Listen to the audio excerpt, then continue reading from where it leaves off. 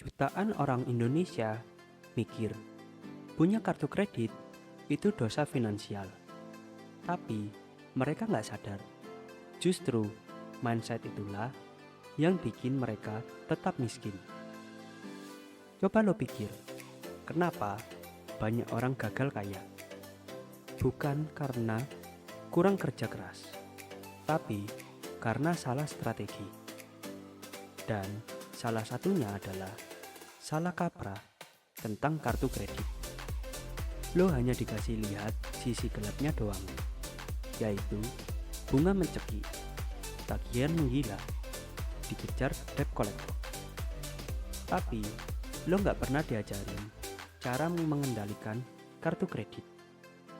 Lo nggak pernah diajarin bahwa benda plastik kecil ini, kalau lo ngerti cara memakainya, bisa menjadi alat perang paling ampuh dalam dunia finansial.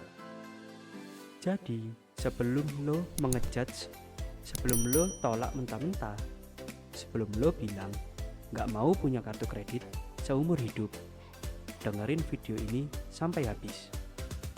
Di Indonesia, persepsi soal kartu kredit itu sudah kayak lukisan horor. Banyak orang tua bilang, jangan pernah sentuh kartu kredit ya nak, itu biang kerok, hidup susah. Dulu, om kamu punya 4 kartu, sekarang kerja buat nutup utang doang. Dan akhirnya kita tumbuh besar dengan ketakutan. Kartu kredit diposisikan sebagai iblis keuangan, bukan alat bantu. Tapi yang gak pernah dijelasin adalah kartu kredit itu netral. Dia cuma alat seperti korek api, bisa buat nyalain lilin, bisa juga buat bakar rumah. Lalu, kenapa banyak korban? Karena mereka nggak paham cara kerja kartu kredit. Mereka anggap itu uang tambahan, padahal itu uang pinjaman jangka pendek yang harus dibayar tepat waktu, kalau enggak mau dicambuk bunga.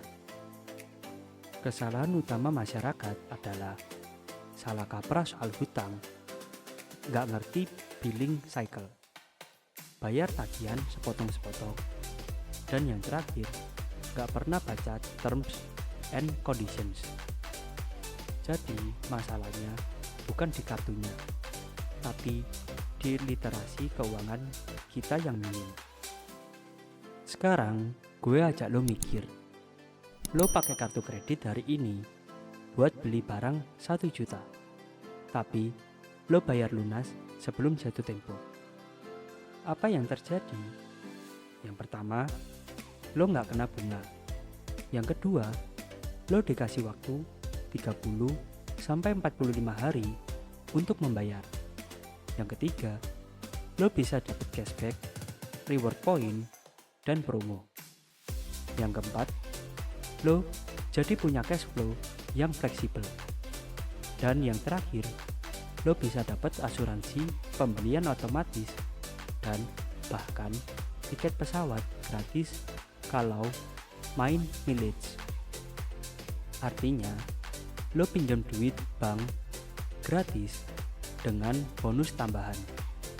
Gue ulangin lagi ya, pinjam duit bank gratis selama lo ngerti cara mainnya.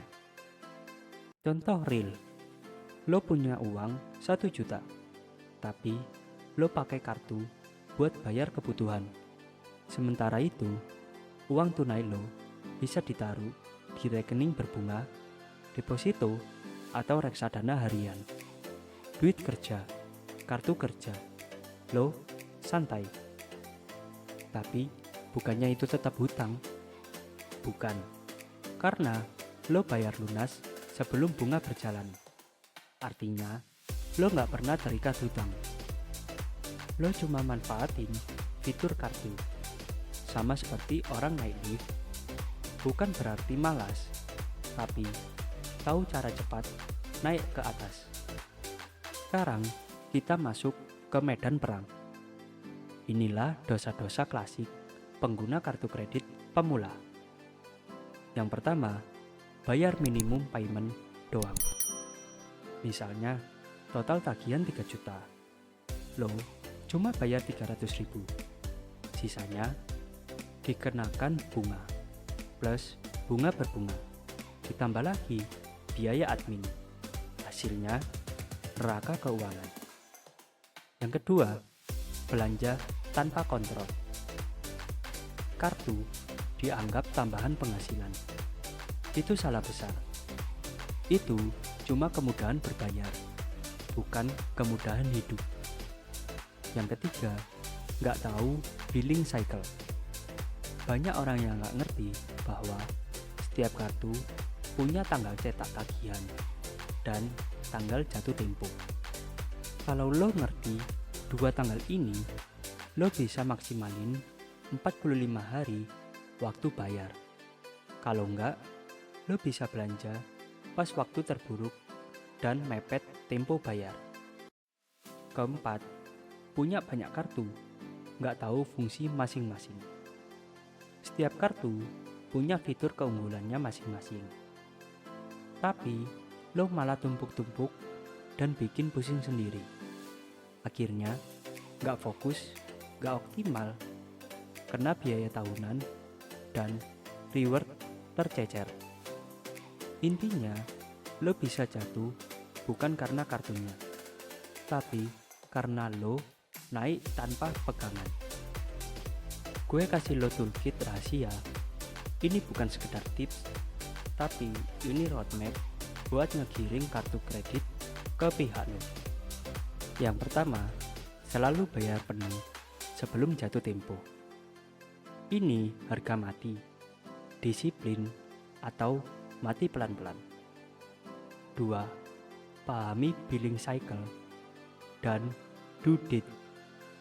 Gunakan kartu di awal billing cycle biar dapat waktu terpanjang buat bayar. Misalnya, tanggal cetak 1 Juni, due date 25 Juni. Belanja di 2 Juni itu paling ideal. Ketiga, manfaatkan kartu buat pembayaran rutin. Token listrik, pulsa, langganan streaming, GoPay, ShopeePay. Semua bisa pakai kartu kredit. Lo dapet poin, mereka gak rugi.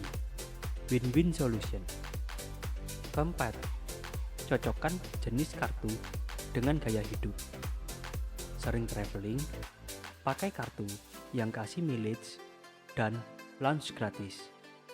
Suka cashback? Cari kartu yang kasih 5-10% cashback sektor tertentu. Dan yang terakhir, catat transaksi sendiri. Jangan andalkan bank. Gunakan spreadsheet pribadi biar lo tahu posisi lo kapan aja. Orang kaya bukan takut kartu kredit. Mereka malah koleksi. Tapi bukan buat gaya, melainkan buat strategi. Mereka mengerti bahwa kartu kredit bisa membantu membangun riwayat kredit yang bagus. Bisa juga menjadi alat bantu ketika perlu modal kerja yang cepat. Bisa juga menjadi leverage buat akumulasi poin travel. Dan yang terakhir, bahkan bisa buat arbitrase keuangan. Misalnya, pakai kartu buat dapat cicilan 0%. Taruh uangnya di deposito dan ambil selisihnya. Kartu kredit yang lo hindari itu di tangan orang yang cerdas justru jadi tangga menuju financial freedom. Dan sekarang pilihan ada di tangan lo. Jadi, bro, sis, sobat JPA semua, sekarang lo tahu bahwa selama ini lo bukan anti kartu kredit. Lo cuma takut sama ketidaktahuan lo sendiri. Dan itu wajar. Tapi sekarang udah nggak bisa pakai alasan itu lagi. Tugas lo berikutnya adalah tinjau ulang kartu kredit yang ditawarkan ke lo. Baca termsnya dan rancang strategi pakainya. Tulis di kolom komentar apa persepsi lo soal kartu kredit sebelum lo nonton video ini, dan apa yang berubah sekarang. Dan pastiin lo like, subscribe, dan nyalain loncengnya biar nggak ketinggalan video finansial berikutnya. Kita upload secara rutin setiap Senin, Rabu, Jumat di jam 6 sore, dan Minggu di jam 10 pagi. Sampai ketemu di video berikutnya. Gue JPA. Stay smart, stay kaya dengan strategi.